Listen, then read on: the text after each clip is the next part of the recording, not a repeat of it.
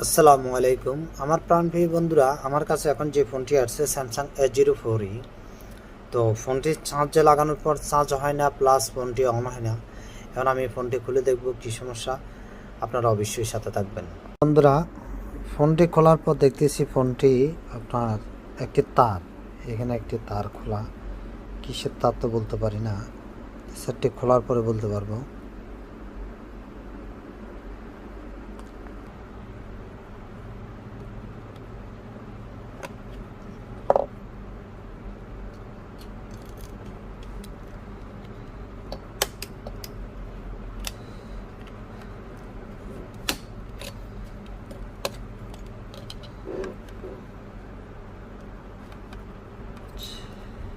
তো লাইনটা কোথা থেকে আসছে দেখি।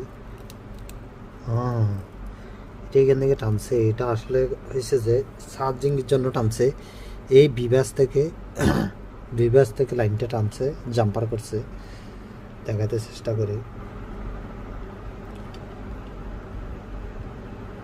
এই দেখেন, বিভাস থেকে তারটি জাম্পার করে দিছে। তো আমাদের এই তারটা ছিঁড়ে দেখতেছি। তো প্লাস আমি এখন চেক করে দেখবো আমাদের ব্যাটারিটার কী অবস্থা, ব্যাটারিটা ভালো আছে কিনা।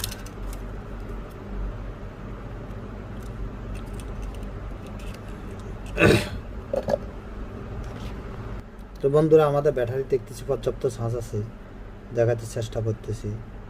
দেখেন 3.7 ভোল্ট অলরেডি চার্জ আছে। ফোনটি অন হওয়ার কথা, কিন্তু ফোনটি অন হচ্ছে না কেন সেটা চেক করার জন্য আমি এখন একটি নতুন ডিসপ্লে লাগিয়ে দেখব প্রথমে, আসলে আমাদের ডিসপ্লে কোনো খারাপ আছে কিনা।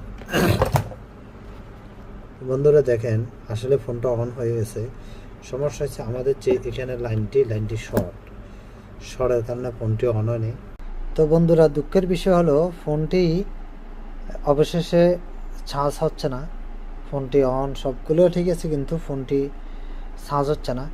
এখন কাস্টমার বলতেছে ফোনটা যখন অন হয়েছে দিয়ে দেন, আমি এখন চার্জিং কাজ করাবো না। তো বলেন, এই ধরনের কাস্টমারদেরকে কি বলা উচিত, কি করা উচিত?